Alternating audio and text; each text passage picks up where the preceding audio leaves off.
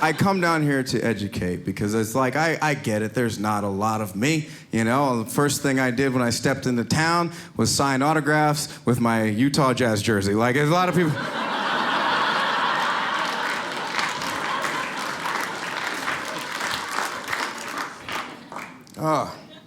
Just hang on, like I said. I work security at events. I work security at nightclubs as well when I'm not yelling off jokes to strangers, okay?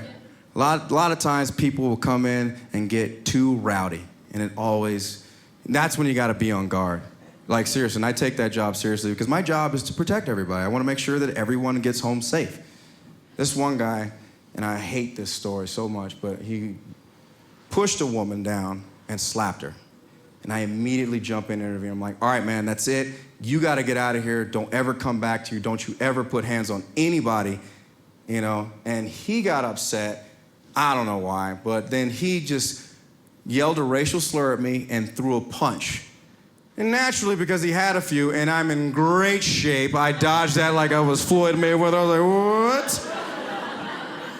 He threw another punch. I caught it in midair, and I was like, whoa, those Steven Seagal movies have been really working out for me.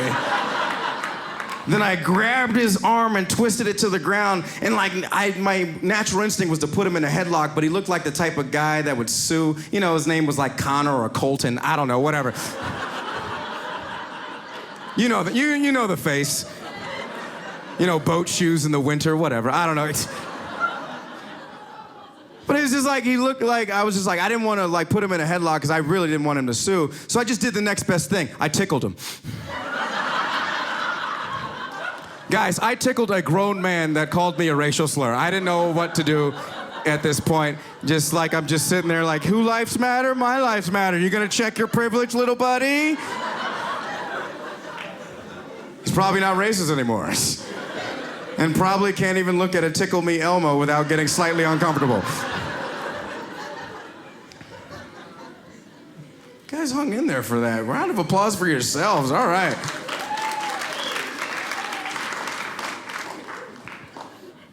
No, it's unfortunate that these things happen, but you know, another time somebody said to me, I'm sitting there minding my own business. You know, I'm at a coffee shop just hanging out. Sitting there writing jokes like I do. And I guess this guy he was hanging out with his friends and they were just chatting. And this was in Kentucky. And he looks over at me and goes, well, yes? He goes, you're black. I'm like, yeah, I'm well aware of that, sir. Kind of been doing this for over 30 years. I get reminded like at least twice a week, so thank you. I'm just trying to be a person at a place, not a black person at a place. Because regardless of where we come from, what we look like, regardless of your race, religion, sexual preference, or gender, we all just want to be a person at a place, correct? Like 30 of you are on board. They're like, yeah, I guess. You know. But I was just like, I told him, I just want to be a person at a place right now. Is that cool? And he's like, yeah. He's like, I'm sorry, where I come from, we don't see color. I was like, well, then why did you just mention the fact that I'm a black dude? Like, that's just weird. That's just weird. And he's like, well, you know, how would you like it if I made a comment about your outward appearance? He's like, well, what do you mean? Well, sir, you're a real big piece of crap.